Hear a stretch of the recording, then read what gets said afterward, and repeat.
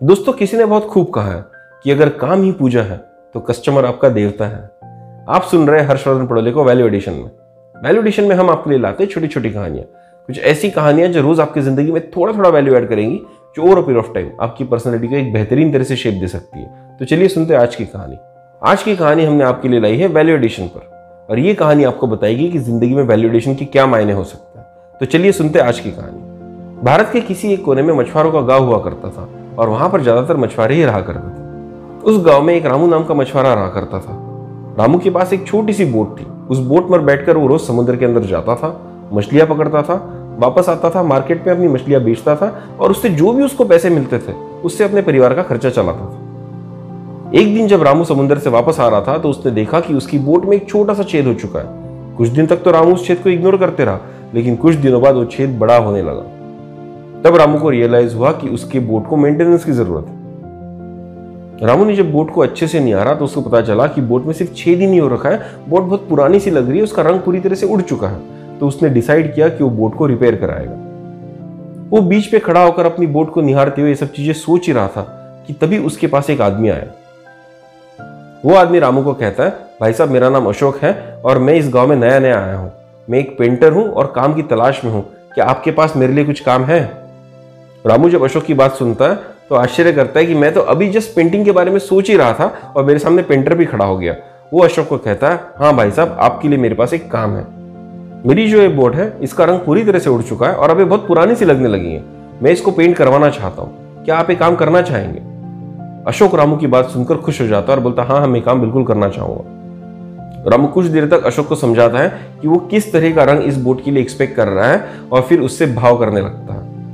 अशोक उसको कहता है कि इस काम के लिए कम से कम 5,000 रुपए लगेंगे, लेकिन रामू 3,000 रुपए से एक भी पैसा ज्यादा देने के लिए तैयार नहीं है। कुछ देर के बार्गेन के बाद डील 3,500 पर फाइनल हो जाती और रामू अशोक को बोट हैंड ओवर कर निकल जाता है। अशोक अगले दिन ही काम शुरू कर देता है और बोट को बेहतरीन तरह से पेंट करता है। और जब उसका पेंटिंग का काम हो जाता है, वो रामू को कहता है कि मैंने बोट को पेंट कर दिया है और मैं बोट को इस बीच पर सूखने के लिए छोड़ के जा रहा हूं। अगले 3 दिन तक कृपया कर कोई भी इस बोट को हाथ ना लगाए ताकि पेंट बेहतरीन तरह से सूख सके।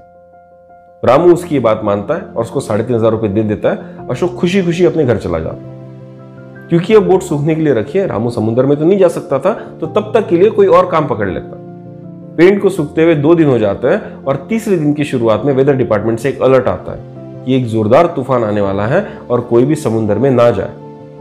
रामू को जब ये बात पता चलती है तो रामू सोचता है, मैं तो वैसे भी समुद्र में नहीं जा सकता था, मेरी बोट में तो छेद है, पर चलो कम से कम मैं बोट को बीच से निकालकर अपने घर के पास ले आता हूं ताकि तूफान में उसको कोई डैमेज ना हो जाए। और रामू इमीडिएटली बीच के लिए निकल पड़ता है। बट जैसे वो बीच पर पहुंचता है उसे एक आश्चर्य का झटका लगता है। वहां पर बोट नहीं होती। जब वो आजू बाजू वालों को पूछता है तो उसको पता चलता है उसका 9 साल का बेटा और उसके दोस्त बोट को लेकर समुद्र में चले गए। और सडनली रामू टेंस होने लगता है क्योंकि उसको पता चलता है एक तो तूफान आ रहा है और दूसरा बोट में बड़ा सा छेद भी है। वो गांव के कुछ लोगों को इकट्ठा करता है और सबको वारदात बताता है। वो बताता है कि कैसे बोट में एक बड़ा सा छेद है और शायद बच्चों को ये बात पता नहीं है और वो बोट लेकर समुद्र में चले गए हैं। ये एक बड़ा एक्सीडेंट का कारण बन सकता है। उसकी बात सुनकर पूरा गांव चिंतित हो जाता है और सब लोग कोशिश करते हैं कि किसी भी तरह से समुद्र में जाया जाए और बच्चों को वापस बचाकर लाया जाए। लेकिन क्योंकि तूफान आने वाला है, कोई भी वो रिस्क लेने के लिए तैयार नहीं होता। गांव वाले अगले 1-2 घंटे तक विचार विमर्श ही करते रहते हैं कि किस तरह से बच्चों को बचाया जाए और कौन जाएगा समुद्र के अंदर बच्चों को वापस लाने के लिए। लेकिन तभी उनको दिखता है कि समुद्र से एक नाव वापस आ रही। तो जब गौर से देखते हैं तो वो वही नाव होती है जो रामू ने रिसेंटली पेंट करवाई थी, जिसके अंदर बच्चे बैठकर समुद्र में गए थे। जैसे ही नाव किनारे पर आती है, रामू अपने बच्चे को गले से लगा लेता है। लेकिन जब वो थोड़ा होश में आता है तो उसको आश्चर्य होता है कि बच्चे इतने सेफली वापस आ कैसे गए, क्योंकि बोट में तो छेद था और ये एक एक्सीडेंट का कारण होना चाहिए था। वो इमीडिएटली अपनी बोट के पास जाता है और बोट का इंस्पेक्शन करने लगता है। वो देखता है कि जहां पर एक बड़ा सा छेद था वहां पर अब छेद नहीं है, किसी ने उस छेद को भर दिया था। उसे फिर आश्चर्य होता है क्योंकि उसने छेद रिपेयर करने का काम तो किसी को दिया ही नहीं था। उसने तो ये डिसाइड किया था कि पहले मैं बोट की पेंटिंग कराऊंगा और उसके बाद मैं छेद को रिपेयर कराऊंगा। और जब ये सोच रहा होता है तब उसको ये बात समझ में आ जाती है कि शायद उस पेंटर ने इस छेद को रिपेयर कर दिया। वो इमीडिएटली उस पेंटर का पता ढूंढते ढूंढते उसके घर तक पहुंच जाता है। जब वो अशोक के घर पहुंचता है तो अशोक को पूछता है कि भाई साहब, क्या आपको पता था कि मेरी बोट में एक छेद है? तो अशोक उसको कहता है, हाँ, जब मैंने पेंटिंग के लिए बोट ली और मैं उसका इंस्पेक्शन करने लगा, मुझे पता चला उसमें एक 2 इंच का छेद हो रखा। मैंने सोचा कि अगर मैं पहले पेंटिंग कर दूंगा और उसके बाद अगर आप छेद रिपेयर करने के लिए जाएंगे तो पेंट फिर खराब हो जाएगा और आपके पैसे बर्बाद हो जाएंगे। तो इसीलिए मैंने ही खुद वो छेद को रिपेयर कर दिया और उसके बाद उसके ऊपर पेंटिंग कर दी ताकि आपको पता भी ना चले। जैसे ही रामू अशोक की बात सुनता है वो इमोशनल हो जाता है और उसकी आंखों से आंसू निकल आता है और वो अशोक को गले से लगा लेता है। वो अशोक को कहता है, भाई साहब आज आपने मुझ पर और गांव पर कितना बड़ा एहसान किया, शायद आपको पता भी नहीं।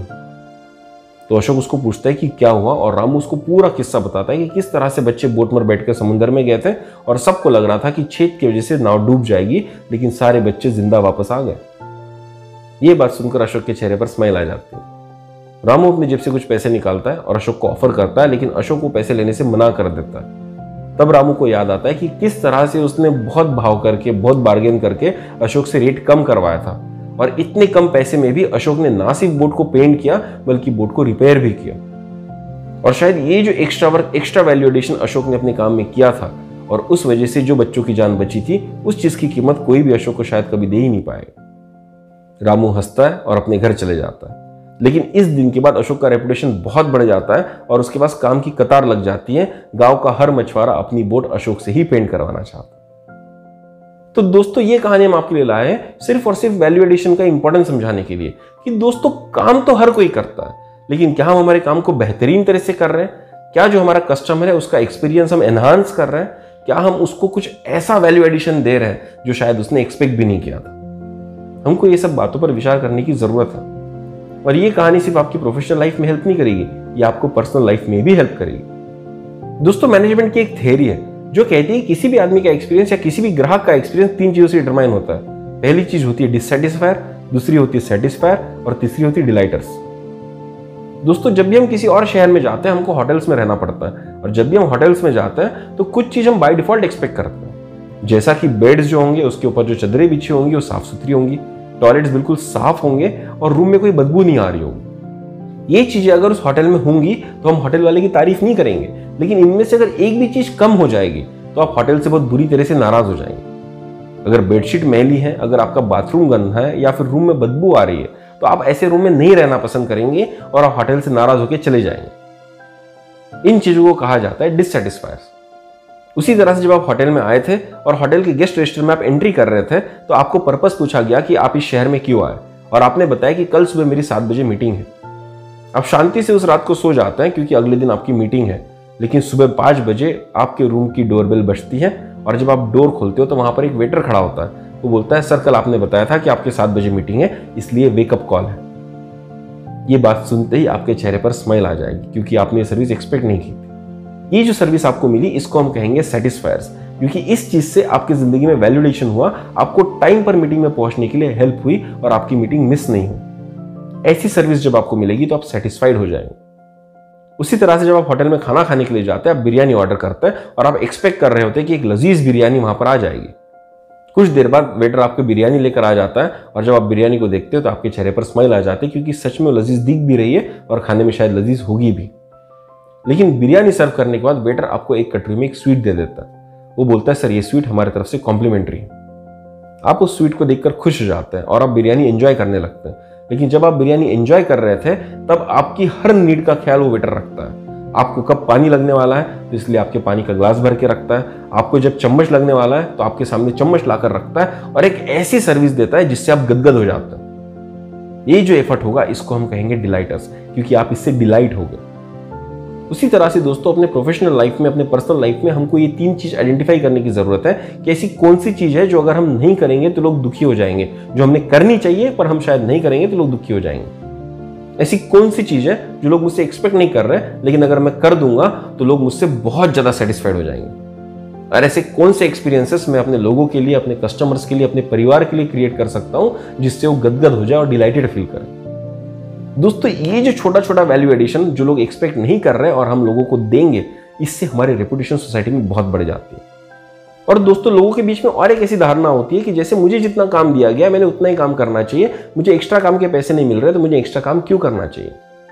हम अशोक के एग्जाम्पल से इस बात को समझेंगे। अशोक को जब काम मिला था तो उसको काम मिला था बोट को पेंट करने का, लेकिन जब उसने देखा कि बोट में एक छोटा सा छेद हो रखा है तो उसने खुद होकर उस बोट की छेद को रिपेयर किया और फिर उसको पेंट किया। क्या इससे अशोक को कोई नुकसान हुआ? नहीं। अशोक को थोड़ी एक्स्ट्रा मेहनत जरूर करनी पड़ी, लेकिन उसके वजह से रामू की जिंदगी में जो वैल्यू एडिशन हुआ उसका कोई कंपैरिजन नहीं हो सकता। तो दोस्तों, जरूरी नहीं कि अगर आपको किसी की जिंदगी में वैल्यू एडिशन करना है, अगर आपको किसी के काम में वैल्यू एडिशन करना है तो आपको एक्स्ट्रा खर्च उठाना पड़ेगा, आपका नुकसान होगा। ऐसा कोई जरूरी नहीं है। हम जो काम करते हैं उसको बेहतरीन तरह से करें और उसमें एक छोटी सी ऐसी चीज ऐड कर दे जो कस्टमर ने एक्सपेक्ट भी नहीं की थी, जो सामने वाले रिलेटिव ने एक्सपेक्ट भी नहीं की थी, और ये सब करने से आपका रेपुटेशन बढ़ता है। तो दोस्तों, उम्मीद करते हैं कि इस कहानी से हम आपको वैल्यू एडिशन का इंपॉर्टेंस समझाने में सक्सेसफुल रहे और चाहेंगे कि आप अपनी जिंदगी में भी वैल्यू एडिशन करें और दूसरों की जिंदगी में भी वैल्यू एड करने की कोशिश करें, ताकि उनका एक्सपीरियंस जो आपके साथ उनको आ रहा है वो बेहतरीन हो सके। तो दोस्तों, इसी तरह की कहानियां हम आपके लिए लाते हैं जो आपकी जिंदगी में थोड़ा थोड़ा वैल्यू ऐड करेंगी, जो over a period of time आपकी पर्सनैलिटी को एक बेहतरीन तरह से शेप दे सकती है। अगर आपको हमारी कहानियां पसंद आ रही है तो कमेंट बॉक्स में कमेंट करके हमको जरूर बताइएगा। अगर आपको हमारी कहानी में वैल्यू दिख रहा है तो जरूर शेयर कीजिए अपने दोस्तों के साथ, अपने परिवारजनों के साथ, ताकि उनके जिंदगी में भी एक छोटा सा वैल्यू एडिशन हो सके। तो चलिए दोस्तों, कल फिर मिलेंगे एक नई कहानी के साथ। तब तक के लिए सब्सक्राइब कीजिए हमारा चैनल वैल्यू एडिशन। धन्यवाद।